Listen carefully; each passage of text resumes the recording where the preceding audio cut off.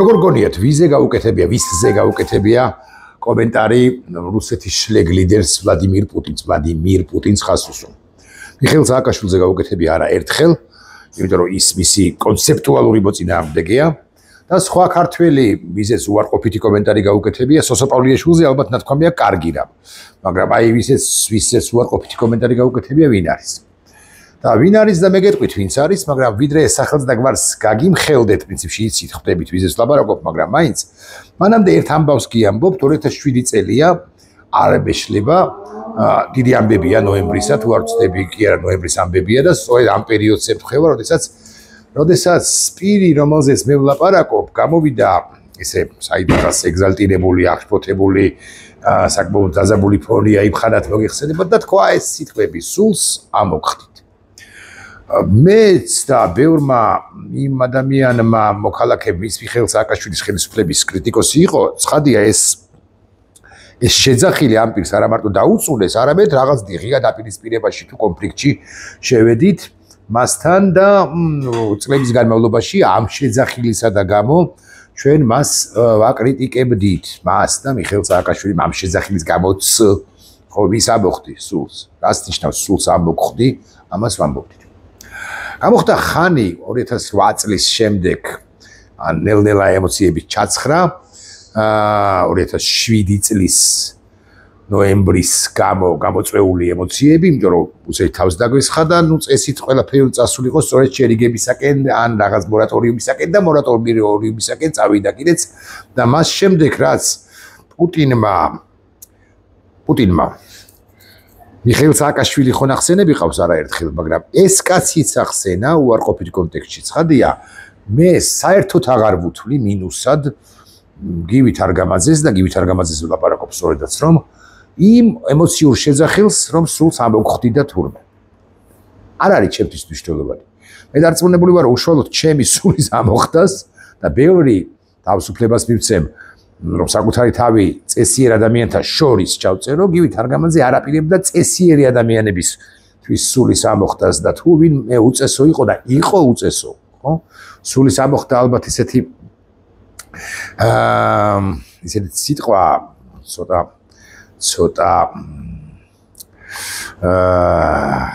არასწორად ნათქვამი, მაგრამ პრინციპში შინაარსი ამ ყველაფრისა გასაგები ხა მართლა სულს ხო არა მოიღებდა ვინმე. სულის ამოხდა ნიშნავს იმას, რომ სისხლს გაუშრობ, სისხლსაც ხო არ გაუშრობ ვინმეს, მაგრამ აი დაამარცხებ რაღაც წესიერ თუ არც უწესიერ ბრძოლაში მას ყოველ შემთხვევაში ვინც რუსეთის სამსახურში იყო და არის და იყო გულახდილნი რომ რუსეთის სამსახურში იმჟამინდელი ოპოზიციის გარკვეული ნაწილი იყო და ეს ყველაფერი ოდნავ მოგვიანებით აღმოჩნდა და გამოჩნდა. ვიყავით ჩვენს ადამიანები ვინც გულწრფელად ვაკრიტიკებდით მიხეილ სააკაშვილს, გივით არგამაძეს, სხვებს და სხვებს და ვიყვნენ ჩვენს გვერდით სამწუხაროდ ესეც უნდა ვთქვათ ადამიანები, მოქალაქეები, რომლებიც გარდა იმისა, რომ გულწრფელად ვითომ აკრიტიკებდნენ, ასევე არ იყვნენ და პირველ ყოვლისა იყვნენ რუსეთის სამსახურში. А შეეხება პუტინმა გივით არგამაძეზე ეს თქვა. И, может быть, до сих пор это делает, подстерегать граждан Российской Федерации к совершению противоправных действий. Бოდიში ეს იმიტომ თქვა, ეს პუტინმა იმიტომ თქვა, რომ გივით არგამაძეს ბრალდებოდა რუსეთში მასობრივი, ეგრეთ წოდებული მასობრივი არეულობების რეალურად კი მილიონიანი მარშის თანაორგანიზატორობა, ეხლა მთლად ის არ იყო ორგანიზატორი და საერთოდაც რუსეთის სამართალდამცავი სტრუქტურები, პუტინის სამართალდამცავი სტრუქტურები, აგრეთვე ლუკაშენკოს სამართალდამცავი სტრუქტურები და ლუკაშენკოს ხელისუფლება საერთოდ მას დევნის და 25 წლიანი პატიმრობაც კი აქვს მის ჯილი გივით არგამაძეს. მაგრამ გივით არგამაძე მიმართ აქ იგითხარით რომ გარკვეული პერიოდის შემდეგ და განსაკუთრებით ამ განცხადების შემდეგ მე გული მომილბა ხმამაღლა თქვამია, მაგრამ მე აღარ ვუთვლი იმას, აი სულს ამოგხდით რომ გითხრა დიდან არსებით მინუსად. მით უფრო არ ვუხდი, ვუთვლი ახლა, როდესაც ჩვენ ყველანი ჩემი ქვეყანა გივით არგამაძის, ჩვენი საერთო ქვეყანა, პატიოსანი მოქალაქეების საერთო ქვეყანა ესოდენ სერიოზული ეგზისტენციური საფრთხის წინაშე არის და საფრთხის წინაშე ვართ. და ამ საფრთხეს ქვია ჩვენი სახელმწიფოებრიობის გაუქმების ალბათობა, რომელიც საკმაოდ მაღალია, იცით თქვენ.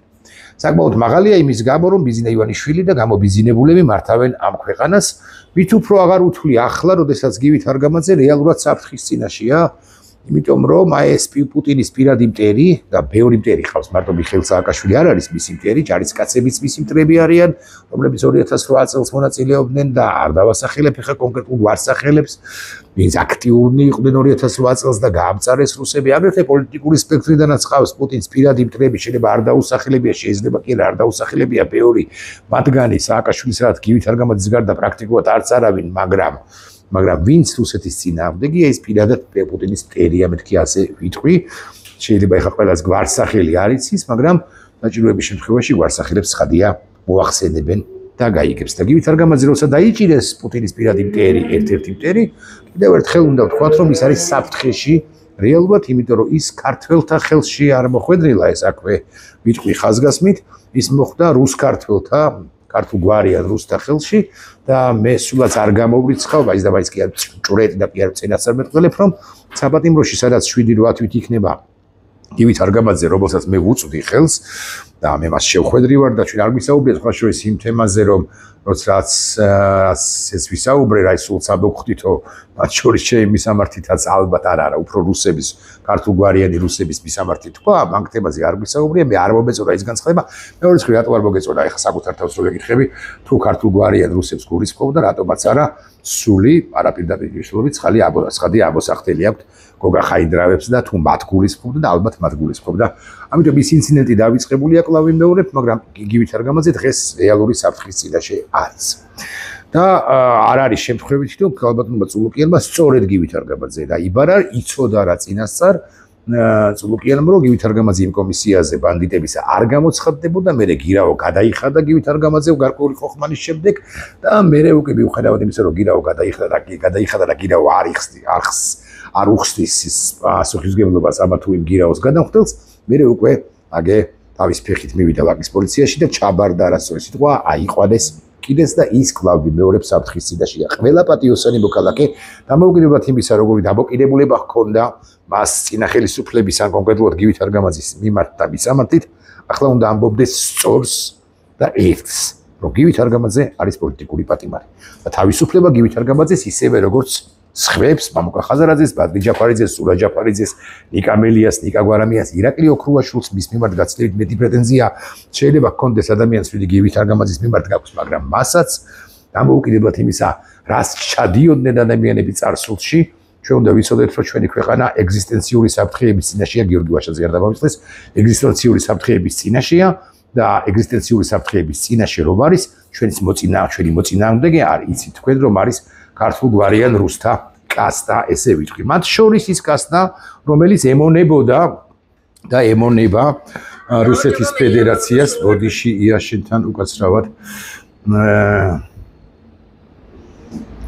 ბოდიში იას გავცდებით ალბათ როგორღაც ბოდიში და ესე იგი უნდა ვისაუბროთ აუცილებლად ბოდიში მე ვიცი ვინც დაპოსტა და აქედან გამომდინარე პირდაპირ მის ვოლზე შევალ და არ დამავიწყდება. უთქვამს ირაკლი კობახიძეს ამგვარი რამ, რომ ჩვენ ვართ პატარა ქვეყანა და დიდ ომებს ვერ მოვიგებთ. თითქოს ვინმე ომში გვითხრევდეს დიდში თუ პატარაში. არც გვინდა ჩავერიოთ, არც დიდ და არც პატარა ომებში მთავარი ასპარეზი, სადაც ქართველობა შეიძლება უმაღლეს დონეზე აწიოს ქართული დროშა და გააჟღეროს ჰიმნი, არის სპორტი, რაც არის არა მხოლოდ ტყუილი, ეს ერთიარო ტყუილია, არამედ არის რუსული პროპაგანდისტული მესიჯი იმის თაობაზე, რომ ჩვენ ვერ მოვიგებთ ვერსად ან ბევრგან ვერსად ჩვენს პატარა ომს თუ ბრძოლას და მარტო სპორტში უნდა ვივარგოთ და სპორტში უნდა ვიყოთ ძლიერები. სურაბ ჭიაბერაშვილი ამასთან დაკავშირებით წერს და სწორს წერს, გივით არგამაძის მეგობარი და ჩემი მეგობარიც, ჯერ რუსეთმა და მერე ბოლშევიკებმა წაგვართვეს ეროვნული სახელმწიფო სუვერენიტეტი და გვითხრეს ყველაზე ხაზგასმულად სტალინის დროს იამაყით მხოლოდ სპორტისა და კულტურის მიღწევები, პოლიტიკა თქვენის საქმე არაო. რა სახელმწიფოს ქმნის ბიზინა ივანიშვილი ჩვენი საქართველოსაგან, ეს არის ტაშფანდურის, ტაშისა და ფანდურის ქვეყანა, ეს არის ღვინისმისა და ეგრეთ წოდებული ყალბის სილაღის, ყალბი ლაღობის თუ სილაღის ქვეყანა, როდესაც ქართველი არის სწორ არის სათაკილო ეს მეორე მხრივ, მაგრამ ამ კონოტაციით არ უნდა წაიგიხოთ მომსახური, რომელიც ელარჯს უწელავს რუსს და არის ეს ქვეყანა რუსეთის უკანა ეზობოსტანი, რომელშიც ისინი ჩამოდიან და ღრეობენ და თავი მასპინძლებად მიაჩნიათ და თუ ერთი ორგან ქართველი კლავჭიდელი იქნება თუ ძალოსანი გაიმარჯვებს, ან რაღაც სპორტის გუნდურ სახეობებში გავიმარჯვებთ და საქართველოს ჰიმნს გავაჟღერებთ ან დროშას ავწევთ, ეს ხომ კარგი და თუ არა და საქართველოს უნდა იყოს ესეთი მიჩუმებული ქვეყანა, იმიტომ რომ ესე გადაწყვიტა პუტინმა და ესე გადაწყვიტეს გამოპუტინებულებმა საქართველოში ბიზინამ და სხვებმა. კი ვით არ გამაძე იქნება ირაკლი ოქრუაშვილი, ბადრი ჯაფარიძე, ამუკა ხაზარაძე, ზურა ჯაფარიძე, ნიკა მელია, ნიკა გვარამია, გიორგი ვაშაძე, ყველა ჩამოვთვალე, ხო?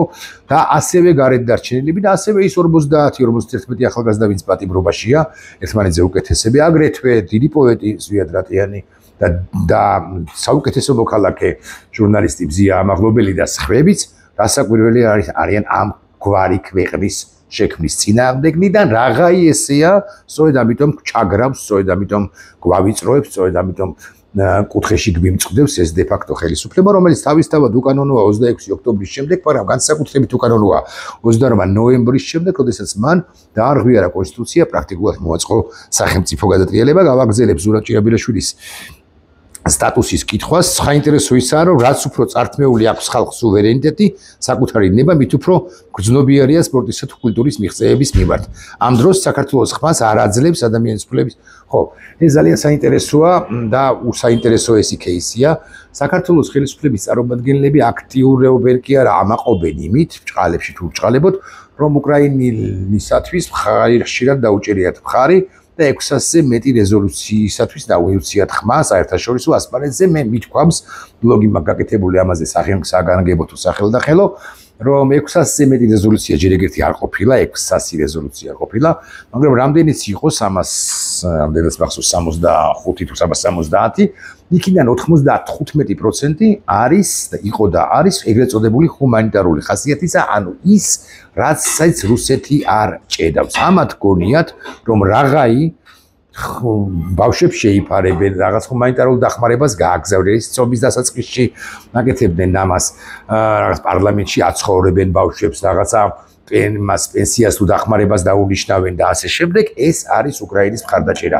ეს არის კარგი, მაგრამ ეს არ არის უკრაინის სტრატეგიული მხარდაჭერა. უკრაინის სტრატეგიული მხარდაჭერა იქნებოდა ნებისმიერი ის ქმედება, რომელზეც რუსეთი გაღიზიანდებოდა, ამას ვამბობ ხიად, ყოველგვარი რაღაც ქვეტექსტის, დამალვის, რაღაც დიპლომატიურობის და ასე შემდეგ გარეშე. დიახ, ჩვენი ამოცანა გაგიკვირდებათ და იყო და იქნება რუსეთის გაღიზიანება, იმიტომ რომ რუსეთის გაღიზიანება წარმოქმნის ჩვენს თვითმყოფადობას როგორც ასეც და წინააღმდეგ შემთხვევაში ჩვენ თვითმყოფადები არა ვართ, მხოლოდ ვიქნებით მოამაყენი იმით, რომ რომელიღაც ტალახაძე მაწია მორიგ ჯერზე შტანგა როგორ არის ქართულად ეს ორძელი და რაღაც ბევრი კილოგრამი ატაცში თუ არა ატაცში გაიმარჯვა დროშა გაიჟღერა დროშა აფრიალდა ხიმმა გაიჟღერება და ამით დაკმაყოფილდება ჩვენი ეროვნული ეგო რომელიც რეალურად დაკმაყოფილებული არ იქნება იმიტომ რომ თავისუფლების გარეშე და თავისუფლება კი სწორედ ბრძოლით მოიპოვა ბრძოლით მაინც და მაინც ომს არ გულისხმობ არამედ გულისხმობ კონცეპტუალურ ბრძოლას სახელმწიფოსთვის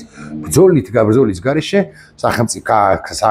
სახელმწიფოებრივი იდენტობა როგორც ასეთი თვითმყოფადობა როგორც ასეთი სუვერენიტეტი როგორც ასეთი ვერ შედგება. რაც გვთავაზობს ბიზინა ივანიშვილი ძალიან ჩუმი სახელმწიფო სტატუსს, რომელიც არაფერში არ გაიძრევა და იქნება ტაშისა და ფანდურის, ხრეობის, ღვინისმის და ასე შემდეგ ჭამის სმისა და კიდევ რავით უნდებათ ესე ვიტყვი საპირფარეშუში სიარულის ქვეყანა და მომსახურე ქვეყანა და აქ იბლატავებენ, აქ ისედაც მომრავლებული და რამდენი არიან ღმერთმა უცხის რუსები, აი ამგვარ ქვეყანას გვთავაზობს და ისევ გივით არ გამაზის დაუბრუნდები, იმიტომ არა რომ ემას ვაკებ, აქ გითხარით რომ მე ძალიან არ მომეწონა მაშინ მის მიერ ნათქვამის სიტყვა სულს ამოგხდი თუ მე ადრესატი მაღალი ალბათობით არ ყოფილვარ და ჩვენ ამ თემაზე კი არ გვისაუბრია, მაგრამ უკვე შემდგომ, მაგრამ მაინც ის ალბათ და ნამდვილად გულისხმობდა ყველა იმ რუს ქართველას, რუს სულგვარიან კი არა ქართულგვარიან რუს რომლებიც უხვად არიან ჩვენს ქვეყანაში და რომლებიც ამ ქვეყანის დანგრევას უწყობენ ხელს და ეს მაშინაც ესე იყო უბრალოდ შემდგომ პერიოდში კიდევ უფრო გამოაშკარავდა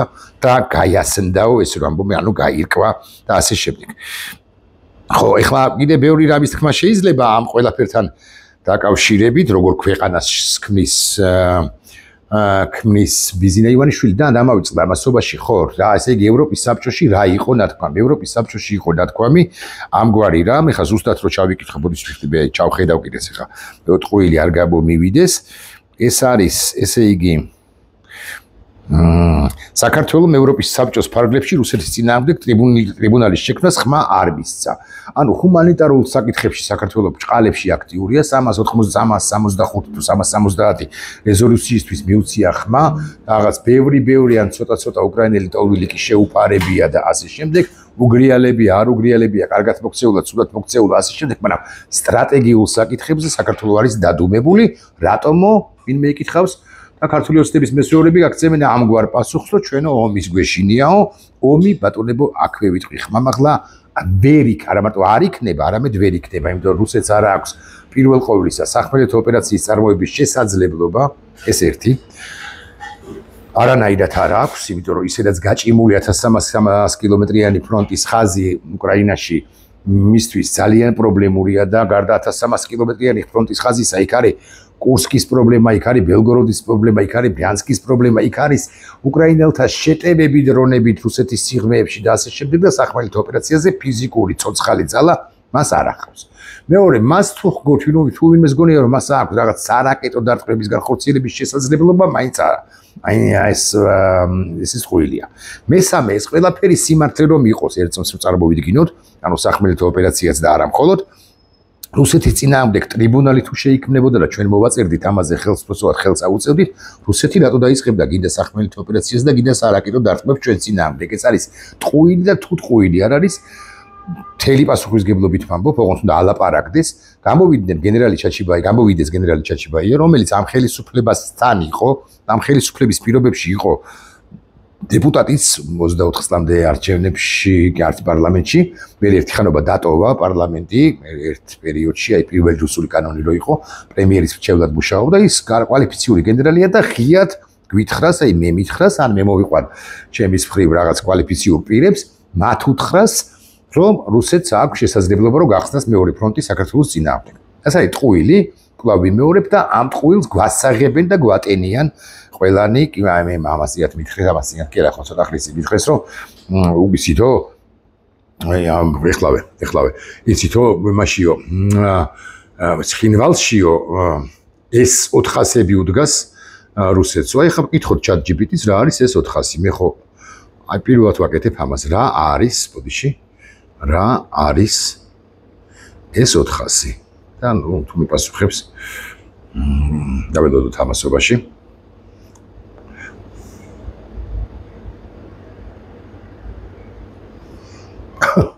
წინაზე არაბოდი შეიტიზოთ ლათინურად ავკრებ ალბათ ჩოფია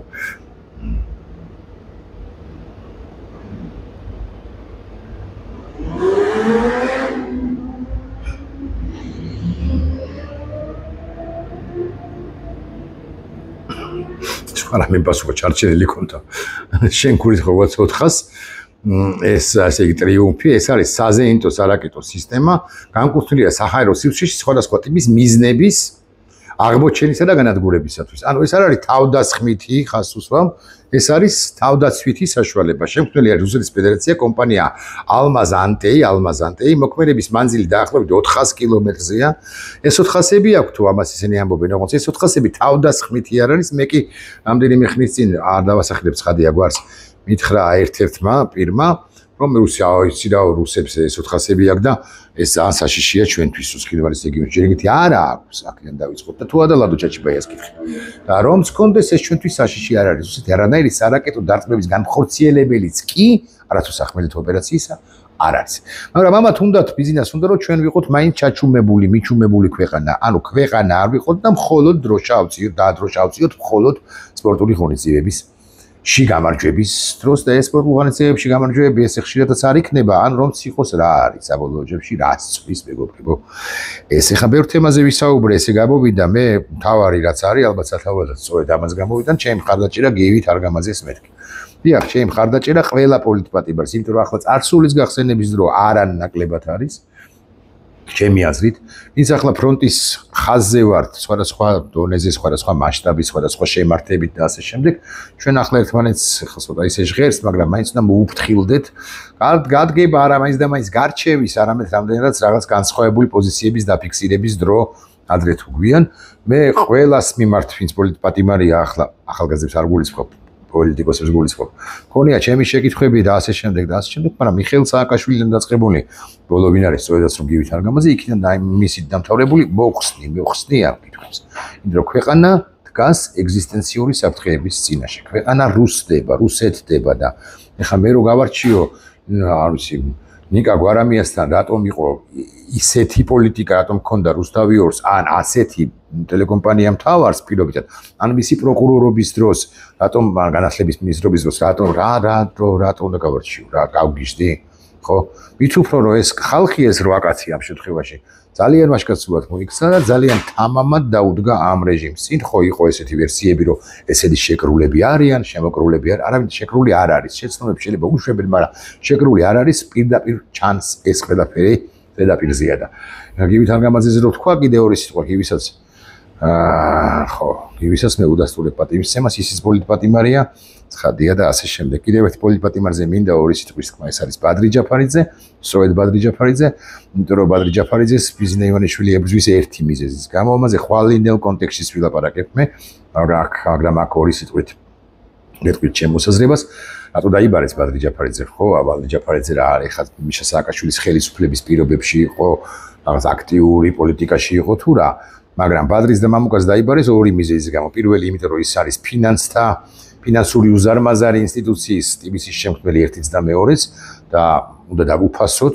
შეიძლება შეეწინააღმდეგო რაღაცაში, მაგრამ ტიბისი რომ არსებობს და საქართველოს ფინანსური სისტემა რომ არსებობს, მამუკა ბადრის დამსახურება. მეორე, იმიტომ რომ ორივე იყო სათავეებთან ანაკლი სპორტისა და ის სპორტი იცით თქვენ რომ ჩააგდო რუსეთმა, კიდევ ვინ ჩააგდო ამაზეც ვიტყვი, უბრალოდ ეხლა არ ღირს. უბრალოდ მithქვამს და ახლა აღარ გავაგრძელებ. და მესამე, იმიტომ კონკრეტულად ბადრი, იმიტომ რომ ბადრი არის საქართველოს დამოუკიდებლობის აქტზე ხელმომწერი და საქართველოს დამოუკიდებლობის აქტზე ხელმომწერისთვის სპორკილების დადება არის სიმბოლური აქტი ბიზნე ივანიშვილისთვის, რომ ის ადებს სპორკილს საქართველოს დამოუკიდებლობას. ოღონდ ეს ყველაფერი არ გამოუვა. ალბათ მაინც ბადრიზეც გავამახვილოთ ყურადღება სათაურში.